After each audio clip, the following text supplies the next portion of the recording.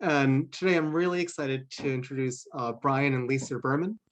They were actually at the last conference I was at before before COVID struck in January of 2020.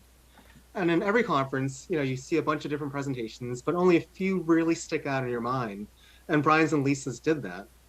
And just to give you a little bit of background on their work, they led efforts to establish Ojai, California, as an international city of peace and a nuclear-free zone. They are co-founders of an organization called Awaken Peace Incorporated, and they're certified compassionate listening facilitators and offer healing and reconciliation programs, listening practice groups, and community listening circles. And I'll pass on the floor to Brian and Lisa, who will now talk about awakening peace in a challenging world.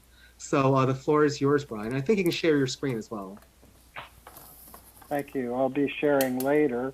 Lisa and I are sitting in separate rooms, so we're going to be bouncing back and forth. I'm wondering if I get to see more people. There. I see you, Lisa. Hi. So I'll just begin, and then we're going to, at least in our beginning, we'll go back and forth a little bit. So firstly, just welcoming us to this we, and you know, that in itself, I don't know if you have a particular designation for the we, but to go from the me, the small me, to the we can get big things accomplished. So I'm gonna let Lisa continue, and then I'm gonna come in a little bit later, and we're just gonna enjoy. Yes, and it's Ojai, and also just so you know, just recently I mentored Santa Barbara becoming an international city of peace, which that just happened.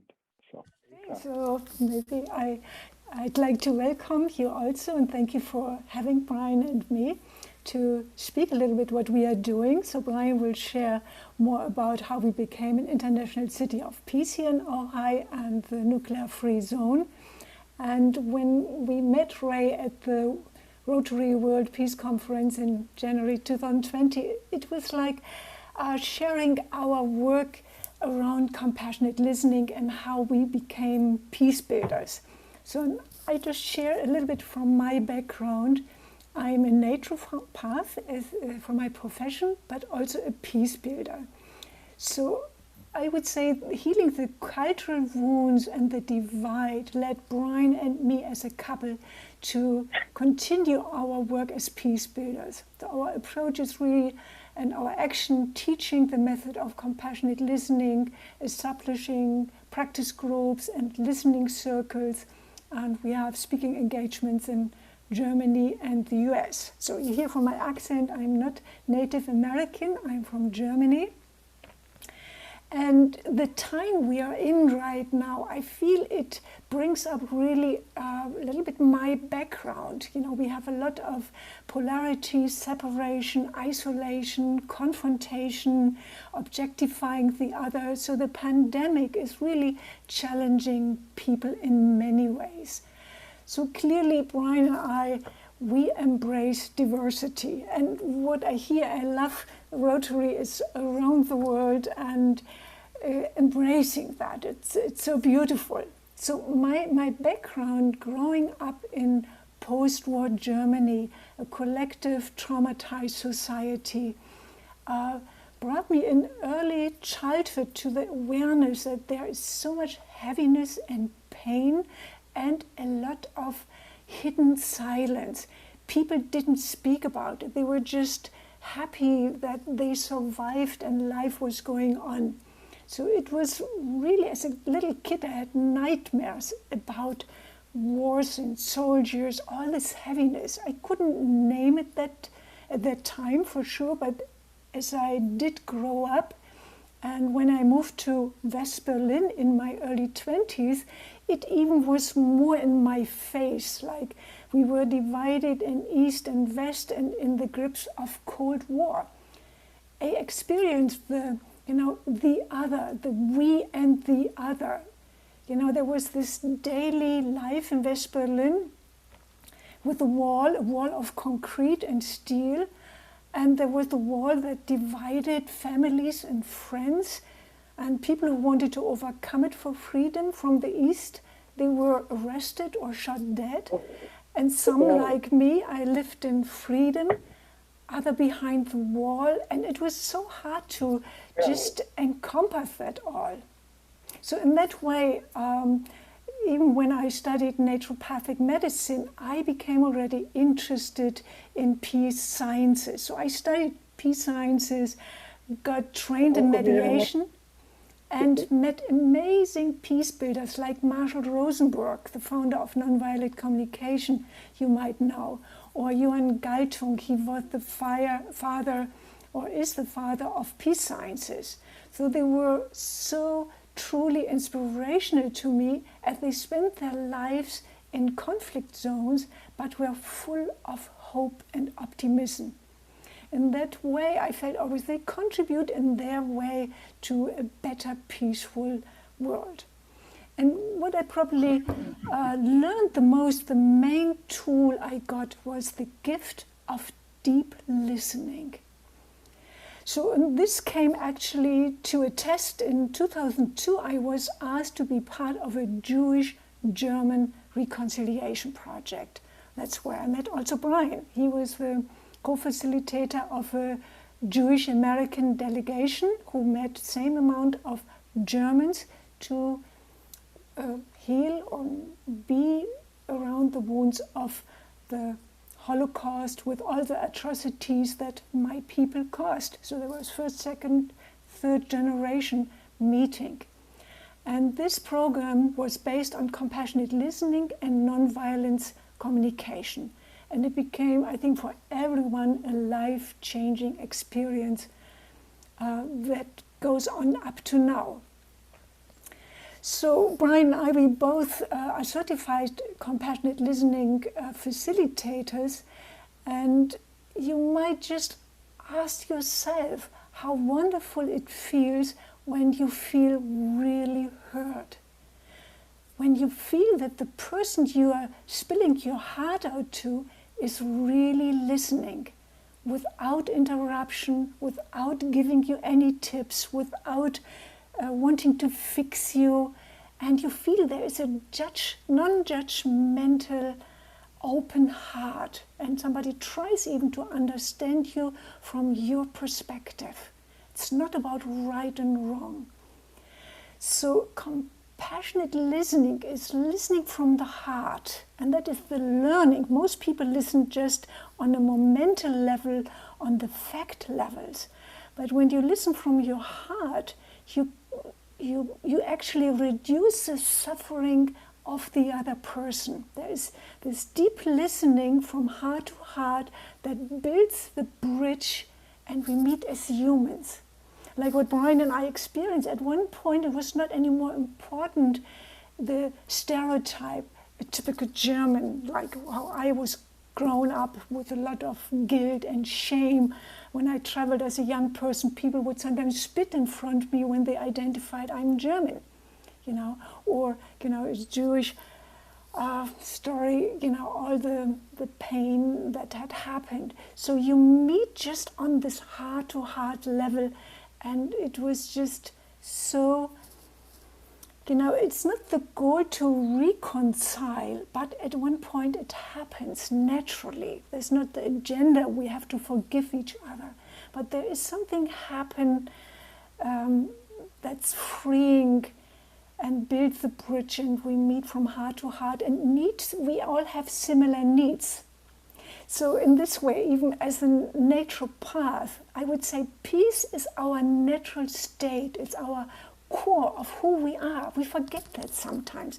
It's the same with health. Health is our natural state. When we have some disease, it's an imbalance that shows up and invites us to come back to balance.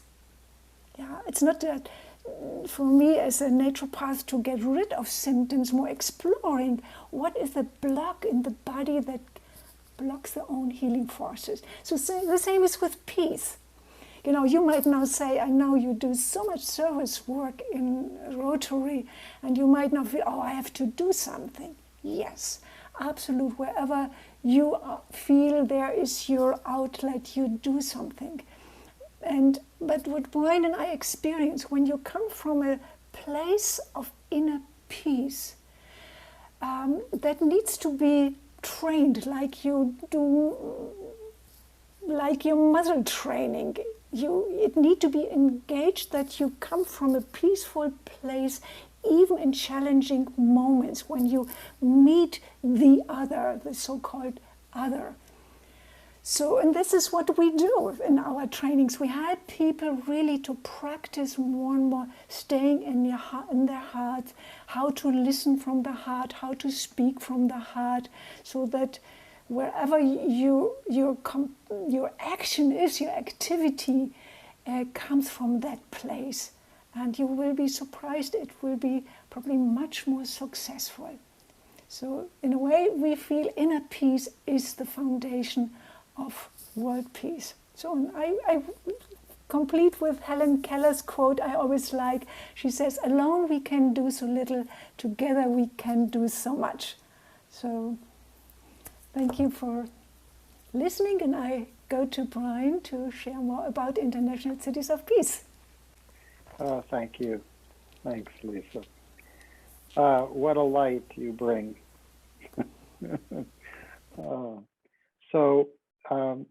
Yeah, just a teeny bit of background before I jump into the actual steps that we took.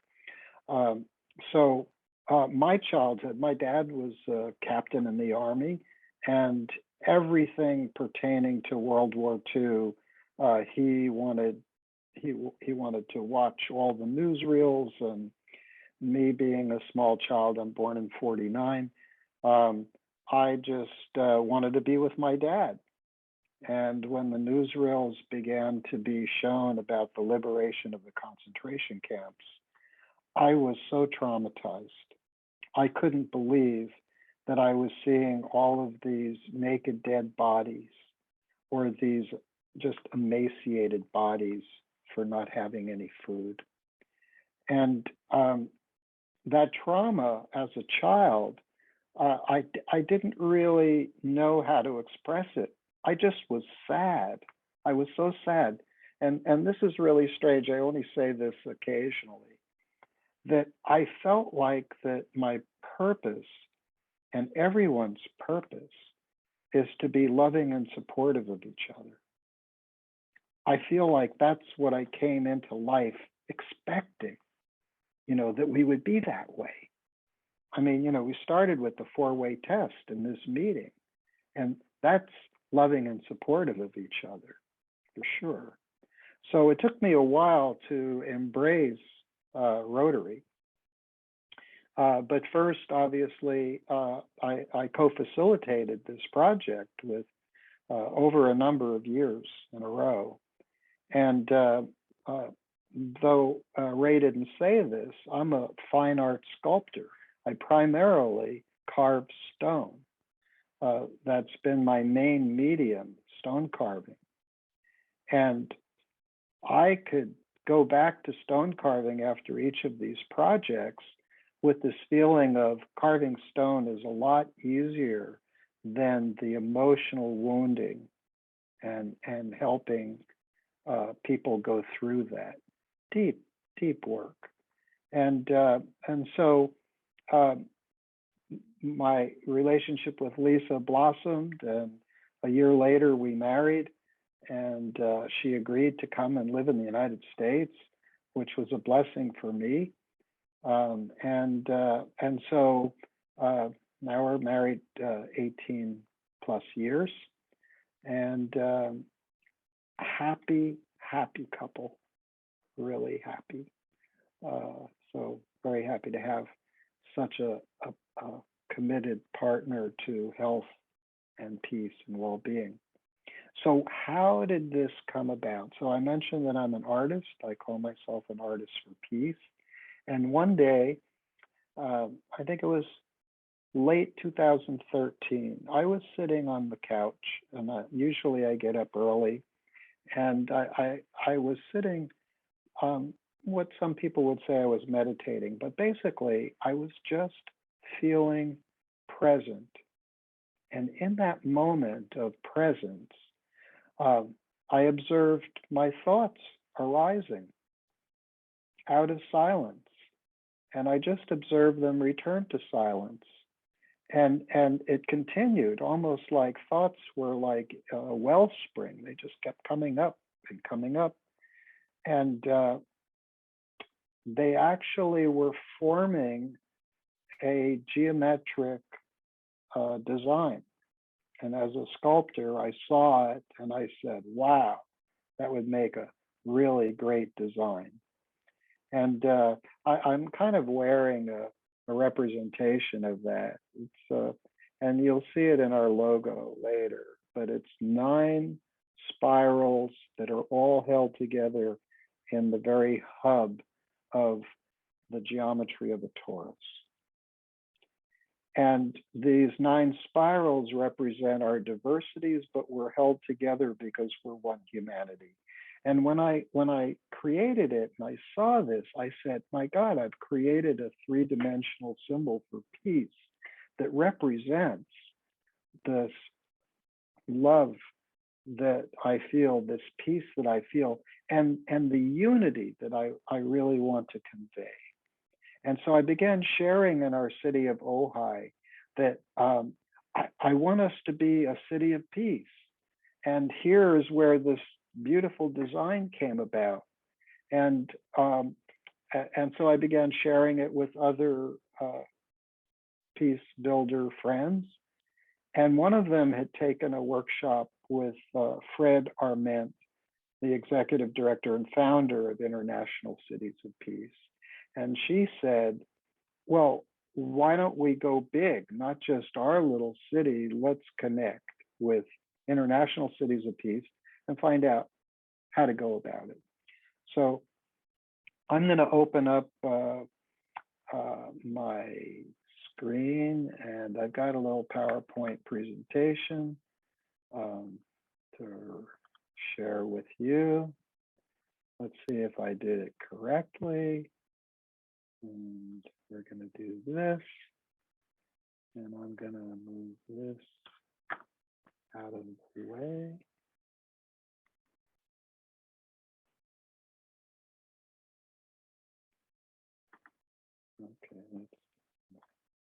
Okay, everybody can see this, I hope. Yes. Okay, so let's begin. So this is the essence of International Cities of Peace. We're engaging communities to be communities of peace. And you don't even have to be a city. You could be a district or area, or just you and your commitment. So that's what I love about this. So this little video here.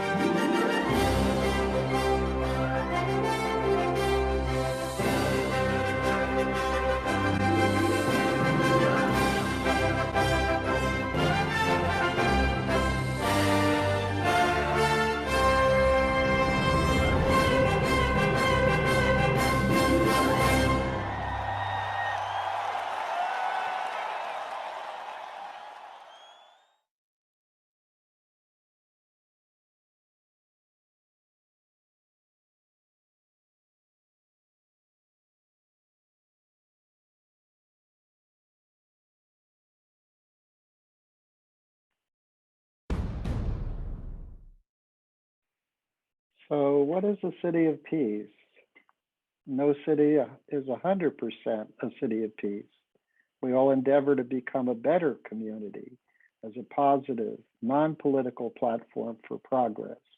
International Cities of Peace helps citizens create bridges to all parts of the community.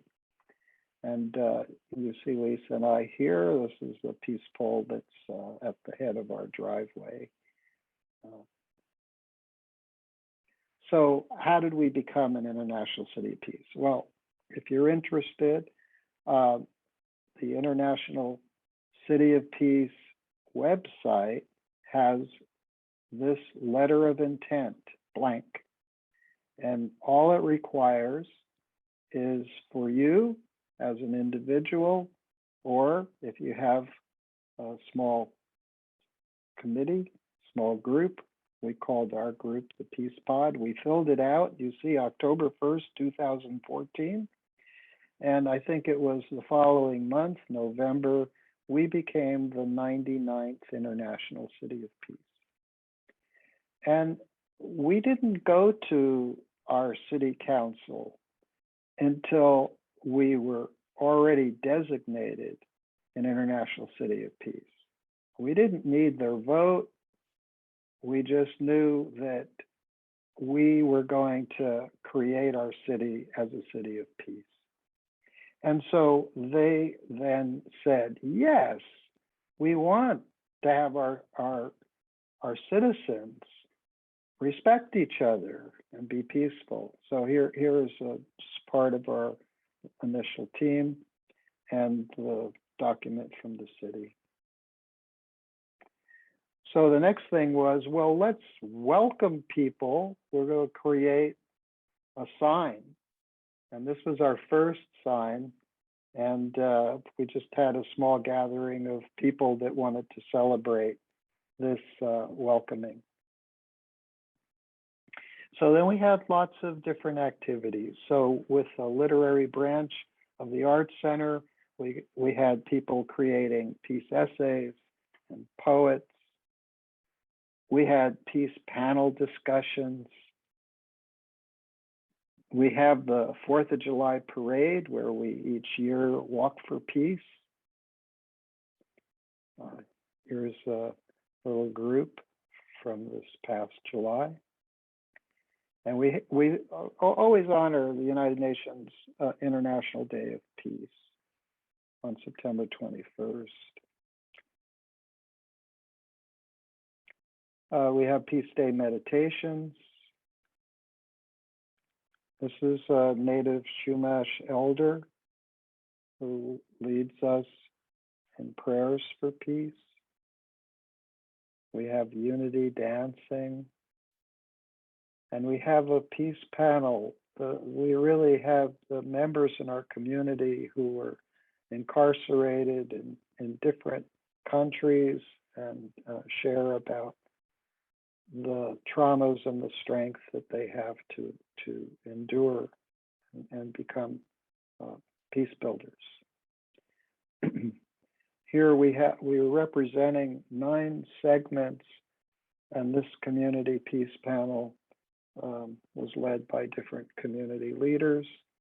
And here is my design that I shared about and how the 9 segments are designated: the arts, business, communication, community, education, environment, governance, health, and spirituality. And we're really into peace poles in Ojai. And here are some of the May Peace Prevail on Earth in different languages.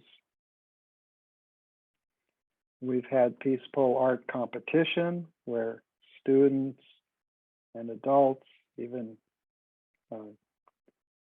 elders are seniors. And here I have a grant to have peace poles made for every school in the Ojai Unified School District.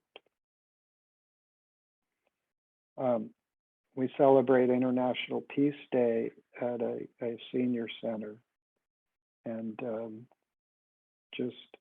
I mean,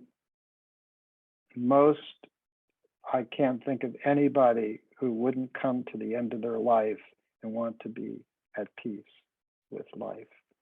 So they're very receptive to us. And we have peace through music when we have our annual celebration from musicians of youth and some very well-respected musicians.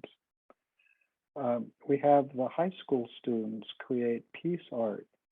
We've had them representing the sustainable goals from the United Nations and Peace Day posters, as you see. And we start the children young. I create all of these small peace poles and doves and things that the children can paint, and starting the idea that peace is up to them. They can start off being peaceful. And Rotary Club of Ojai joins in and makes their presentation at our events. And here they have a table. Usually they're creating peace cranes or something else to engage families. And here's our Dr. Robert Dodge and Bob Dodge partnered with us as an International City of Peace to present an initiative to our city council, which they adopted. And basically it was that they would divest their investments from any companies that were supporting the nuclear weapons industry. And here we had a new sign made that acknowledges that we became a nuclear-free zone. And this was just yesterday or the day before. Here's Dr. Bob Dodge and his wife, Kristen, and a couple others. I didn't even know that this was happening until I saw this picture on Facebook, but would have been out there with them. So still very active. And here's just a little idea that international cities of peace are in many countries that you wouldn't really expect, like there's cities of peace in Iran. There's cities of peace in China. So anyway, just a little map there. And this is really what our work is to teach peace. And here as I'm coming to the end of my PowerPoint presentation, so Lisa and I create programs promoting peace, and this is our organization. It's a 501c3 educational